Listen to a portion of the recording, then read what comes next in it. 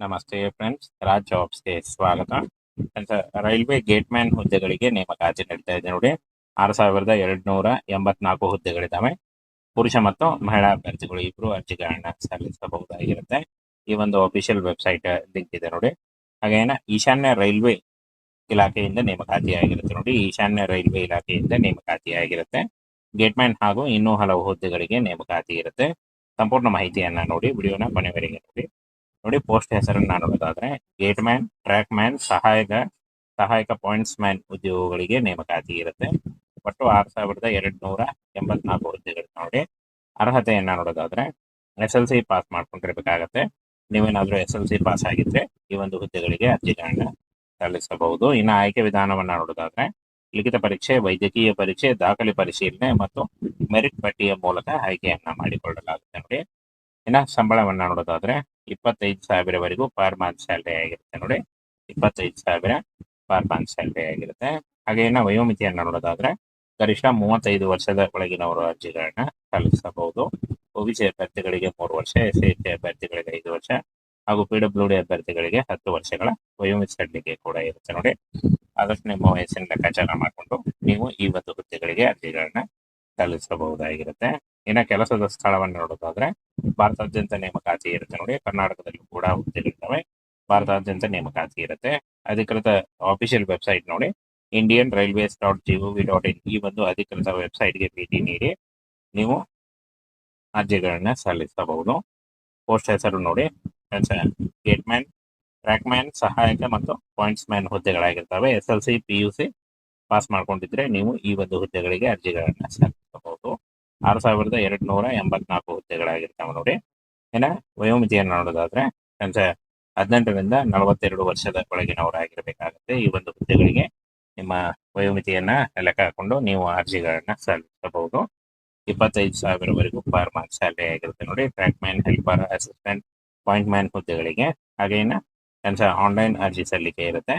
ಹಾಗೆ ಸಾಮಾನ್ಯ OBC ಮತ್ತು ಏನು ಪ್ರವರ್ಗ ಹುದ್ದೆಗಳಿಗೆ ಅಂದ್ರೆ ಆ ಒಂದು ಅಭ್ಯರ್ಥಿಗಳಿಗೆ 500 ರೂಪಾಯಿ ಇದ್ರೆ, ಮಹಿಳಾ ಮತ್ತು SC ST ಅಭ್ಯರ್ಥಿಗಳಿಗೆ 250 ರೂಪಾಯಿ ಇರುತ್ತೆ. ಈ ಒಂದು ಅರ್ಜಿ ಶುಲ್ಕವನ್ನ ನೀವು ಆನ್ಲೈನ್ ಮೂಲಕ debit card, credit card, net banking ಮೂಲಕ ಪೇ ಮಾಡಬಹುದಾಗಿರುತ್ತೆ.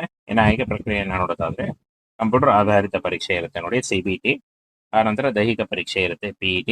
ಆನಂತರ ದಾಖಲೆ ಪರಿಶೀಲನೆ ಮತ್ತು ವೈದ್ಯಕೀಯ ಪರೀಕ್ಷೆ ಮೂಲಕ ಆಯ್ಕೆಯನ್ನ ಮಾಡಿಕೊಳ್ಳಲಾಗುತ್ತೆ ನೋಡಿ. ಇನ್ನ ಪರೀಕ್ಷೆ ಇರುತ್ತೆ ಅಂತ ನೋಡೋದಾದ್ರೆ ಇಲ್ಲಿ ನೋಡಿ, ಕನಿಷ್ಠ ಶೇಕಡಾವಾರು ಅಂಕಗಳು UR 40%, EWS 40, ಹಾಗೆ OBC 30, SC 30 ಮತ್ತು ಪ್ರವರ್ಗ 30 ಆಗಿರುತ್ತೆ. ಹಾಗೆ ಈ ಒಂದು ಅಫಿಷಿಯಲ್ ವೆಬ್ಸೈಟ್ಗೆ ಹೋಗಿ ನೀವು ಅರ್ಜಿಗಳನ್ನ ಸಲ್ಲಿಸಬಹುದಾಗಿರುತ್ತೆ. ಹಾಗೇನ 20 ಮೇಯಿಂದ ಅರ್ಜಿ ಸಲ್ಲಿಕೆ ಶುರುವಾಗುತ್ತೆ. 20 ಮೇಯಿಂದ ಅರ್ಜಿ ಸಲ್ಲಿಕೆ ಶುರುವಾಗುತ್ತೆ. ಅಲ್ಲಿಂದ 1 ತಿಂಗಳ ಕಾಲಾವಕಾಶ ಇರುತ್ತೆ. ನೀವು ಅಷ್ಟರಲ್ಲಿ ನೀವು ಅರ್ಜಿಗಳನ್ನ ಸಲ್ಲಿಸಬಹುದಾಗಿರುತ್ತೆ ನೋಡಿ. 120 ನಿಮಿಷಗಳು 120 ನಿಮಿಷಗಳು ಏನು ಎಕ್ಸಾಮ್ ಇರುತ್ತೆ. ಯೋಗ್ಯತೆ ನೋಡಿ, 25 ಪ್ರಶ್ನೆ 25 ಗುರುತುಗಳು. ಹಾಗೆ ಸಾಮಾನ್ಯ ಜ್ಞಾನ 25 ಪ್ರಶ್ನೆ 25 ಗುರುತುಗಳು. ತಾರ್ಕಿಕ ಕ್ರಿಯೆ 25 ಪ್ರಶ್ನೆ 25 ಗುರುತುಗಳು. ಹಾಗೆ ಇಂಗ್ಲಿಷ್ 25 ಪ್ರಶ್ನೆ ಮತ್ತು 25 ಗುರುತುಗಳು. ಒಟ್ಟಾರೆ ಟೋಟಲ್ ಆಗಿ 100 ಪ್ರಶ್ನೆ ಮತ್ತು 100 ಗುರುತುಗಳು ಇರ್ತಾವೆ ನೋಡಿ. 120 ನಿಮಿಷಗಳಲ್ಲಿ ಇದನ್ನ ಬರೀಬೇಕಾಗುತ್ತೆ. ಈ ರೀತಿಯಾಗಿರುತ್ತೆ. ಹಾಗೆ ಮೇ 15ರಿಂದ ಅರ್ಜಿ ಸಲ್ಲಿಕೆ ಶುರುವಾಗಲಿದೆ ನೋಡಿ. ಈ ಒಂದು ಹುದ್ದೆಗಳಿಗೆ ಅರ್ಜಿ ಸಲ್ಲಿಕೆ ಆನ್ಲೈನ್ ಇರುತ್ತೆ. ಆನ್ಲೈನ್ ಅರ್ಜಿ ಸಲ್ಲಿಸುವಾಗ caste income certificate, photo, education documents ಮತ್ತು ನಿಮ್ಮ ಆಧಾರ್ ಕಾರ್ಡ್ ಇಷ್ಟನ್ನ ತೆಗೆದುಕೊಂಡು ನೀವು ಆನ್ಲೈನ್ ಅರ್ಜಿಗಳನ್ನ ಸಲ್ಲಿಸಬಹುದಾಗಿರುತ್ತೆ. ರೈಲ್ವೆ ಗೇಟ್ಮ್ಯಾನ್ ಹುದ್ದೆಗಳಿಗೆ ನೇಮಕಾತಿ ನಡೀತಾ ಇದೆ ನೋಡಿ. 6,284 ಹುದ್ದೆಗಳಿದ್ದಾವೆ. ಪುರುಷ ಮತ್ತು ಮಹಿಳಾ ಅಭ್ಯರ್ಥಿಗಳು ಇಬ್ಬರು ಅರ್ಜಿಗಳನ್ನ ಸಲ್ಲಿಸಬಹುದಾಗಿರುತ್ತೆ. ಈ ಒಂದು ಅಫಿಷಿಯಲ್ ವೆಬ್ಸೈಟ್ ಲಿಂಕ್ ಇದೆ ನೋಡಿ. ಹಾಗೇನ ಈಶಾನ್ಯ ರೈಲ್ವೆ ಇಲಾಖೆಯಿಂದ ನೇಮಕಾತಿಯಾಗಿರುತ್ತೆ ನೋಡಿ. ಈಶಾನ್ಯ ರೈಲ್ವೆ ಇಲಾಖೆಯಿಂದ ನೇಮಕಾತಿಯಾಗಿರುತ್ತೆ. ಗೇಟ್ಮ್ಯಾನ್ ಹಾಗೂ ಇನ್ನೂ ಹಲವು ಹುದ್ದೆಗಳಿಗೆ ನೇಮಕಾತಿ ಇರುತ್ತೆ. ಸಂಪೂರ್ಣ ಮಾಹಿತಿಯನ್ನ ನೋಡಿ, ವಿಡಿಯೋನ ಕೊನೆವರೆಗೆ ನೋಡಿ. ಪೋಸ್ಟ್ ಹೆಸರನ್ನ ನೋಡೋದಾದ್ರೆ ಗೇಟ್ಮ್ಯಾನ್, ಟ್ರ್ಯಾಕ್ ಮ್ಯಾನ್, ಸಹಾಯಕ ಪಾಯಿಂಟ್ಸ್ ಮ್ಯಾನ್ ಉದ್ಯೋಗಗಳಿಗೆ ನೇಮಕಾತಿ ಇರುತ್ತೆ. ಒಟ್ಟು 6,284 ಹುದ್ದೆಗಳು ನೋಡಿ. ಅರ್ಹತೆಯನ್ನ ನೋಡೋದಾದ್ರೆ SLC ಪಾಸ್ ಮಾಡ್ಕೊಂಡಿರ್ಬೇಕಾಗತ್ತೆ. ನೀವೇನಾದ್ರೂ SLC ಪಾಸ್ ಆಗಿದ್ರೆ ಈ ಒಂದು ಹುದ್ದೆಗಳಿಗೆ ಅರ್ಜಿಗಳನ್ನ ಸಲ್ಲಿಸಬಹುದು. ಇನ್ನು ಆಯ್ಕೆ ವಿಧಾನವನ್ನ ನೋಡೋದಾದ್ರೆ ಲಿಖಿತ ಪರೀಕ್ಷೆ, ವೈದ್ಯಕೀಯ ಪರೀಕ್ಷೆ, ದಾಖಲೆ ಪರಿಶೀಲನೆ ಮತ್ತು ಮೆರಿಟ್ ಪಟ್ಟಿಯ ಮೂಲಕ ಆಯ್ಕೆಯನ್ನ ಮಾಡಿಕೊಳ್ಳಲಾಗುತ್ತೆ ನೋಡಿ. ಇನ್ನು ಸಂಬಳವನ್ನ ನೋಡೋದಾದ್ರೆ 25,000ವರೆಗೂ ಪರ್ ಮಂತ್ ಸ್ಯಾಲರಿ ಆಗಿರುತ್ತೆ ನೋಡಿ. 25,000 ಪರ್ ಮಂತ್ ಸ್ಯಾಲರಿ ಆಗಿರುತ್ತೆ. ಹಾಗೆ ಇನ್ನು ವಯೋಮಿತಿಯನ್ನ ನೋಡೋದಾದ್ರೆ ಗರಿಷ್ಠ 35 ವರ್ಷದ ಒಳಗಿನವರು ಅರ್ಜಿಗಳನ್ನ ಸಲ್ಲಿಸಬಹುದು. ಒಬಿಸಿ ಅಭ್ಯರ್ಥಿಗಳಿಗೆ 3 ವರ್ಷ, SC ಅಭ್ಯರ್ಥಿಗಳಿಗೆ 5 ವರ್ಷ ಹಾಗೂ PWD ಅಭ್ಯರ್ಥಿಗಳಿಗೆ 10 ವರ್ಷಗಳ ವಯೋಮಿತಿ ಸಡಿಲಿಕೆ ಕೂಡ ಇರುತ್ತೆ ನೋಡಿ. ಆದಷ್ಟು ನಿಮ್ಮ ವಯಸ್ಸಿನ ಲೆಕ್ಕಾಚಾರ ಮಾಡಿಕೊಂಡು ನೀವು ಈ ಒಂದು ಹುದ್ದೆಗಳಿಗೆ ಅರ್ಜಿಗಳನ್ನ ಸಲ್ಲಿಸಬಹುದಾಗಿರುತ್ತೆ. ಇನ್ನು ಕೆಲಸದ ಸ್ಥಳವನ್ನು ನೋಡೋದಾದ್ರೆ ಭಾರತಾದ್ಯಂತ ನೇಮಕಾತಿ ಇರುತ್ತೆ ನೋಡಿ. ಕರ್ನಾಟಕದಲ್ಲೂ ಕೂಡ ಹುದ್ದೆಗಳಿರ್ತವೆ, ಭಾರತಾದ್ಯಂತ ನೇಮಕಾತಿ ಇರುತ್ತೆ. ಅಧಿಕೃತ ಆಫಿಷಿಯಲ್ ವೆಬ್ಸೈಟ್ ನೋಡಿ indianrailways.gov.in. ಈ ಒಂದು ಅಧಿಕೃತ ವೆಬ್ಸೈಟ್ಗೆ ಭೇಟಿ ನೀಡಿ ನೀವು ಅರ್ಜಿಗಳನ್ನ ಸಲ್ಲಿಸಬಹುದು. ಪೋಸ್ಟ್ ಹೆಸರು ನೋಡಿ ಗೇಟ್ಮ್ಯಾನ್, ಟ್ರ್ಯಾಕ್ಮ್ಯಾನ್, ಸಹಾಯಕ ಮತ್ತು ಪಾಯಿಂಟ್ಸ್ ಮ್ಯಾನ್ ಹುದ್ದೆಗಳಾಗಿರ್ತವೆ. SLC PUC ಪಾಸ್ ಮಾಡ್ಕೊಂಡಿದ್ರೆ ನೀವು ಈ ಒಂದು ಹುದ್ದೆಗಳಿಗೆ ಅರ್ಜಿಗಳನ್ನ ಸಲ್ಲಿಸಬಹುದು. 6,284 ಹುದ್ದೆಗಳಾಗಿರ್ತವೆ ನೋಡಿ. ಇನ್ನು ವಯೋಮಿತಿಯನ್ನು ನೋಡೋದಾದ್ರೆ 18ರಿಂದ 42 ವರ್ಷದ ಒಳಗಿನವರಾಗಿರಬೇಕಾಗುತ್ತೆ. ಈ ಒಂದು ಹುದ್ದೆಗಳಿಗೆ ನಿಮ್ಮ ವಯೋಮಿತಿಯನ್ನ ಲೆಕ್ಕ ಹಾಕೊಂಡು ನೀವು ಅರ್ಜಿಗಳನ್ನ ಸಲ್ಲಿಸಬಹುದು. 25,000ವರೆಗೂ ಪರ್ ಮಂತ್ ಸ್ಯಾಲರಿ ಆಗಿರುತ್ತೆ ನೋಡಿ. Track man, helper, assistant, point man ಹುದ್ದೆಗಳಿಗೆ. ಹಾಗೆ ಇನ್ನು ಆನ್ಲೈನ್ ಅರ್ಜಿ ಸಲ್ಲಿಕೆ ಇರುತ್ತೆ.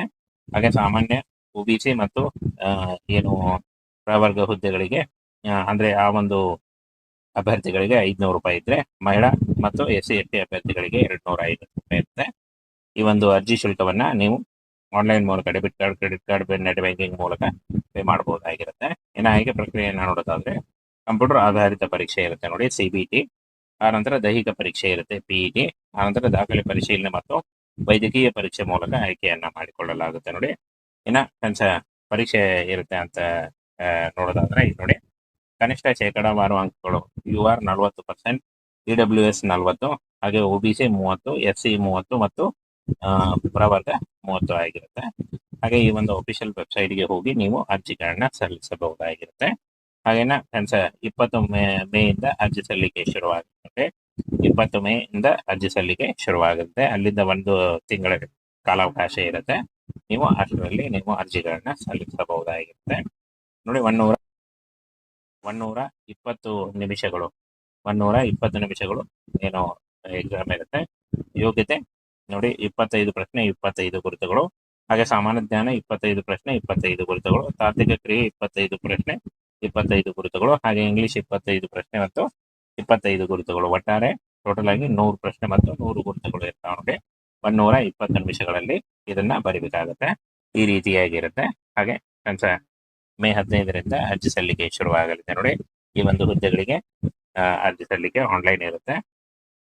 ಆನ್ಲೈನ್ ಅರ್ಜಿ ಸಲ್ಲಿಸುವಾಗ caste income certificate, photo, education documents ಮತ್ತು ನಿಮ್ಮ ಆಧಾರ್ ಕಾರ್ಡ್ ಇಷ್ಟನ್ನ ತೆಗೆದುಕೊಂಡು ನೀವು ಆನ್ಲೈನ್ ಅರ್ಜಿಗಳನ್ನ ಸಲ್ಲಿಸಬಹುದಾಗಿರುತ್ತೆ.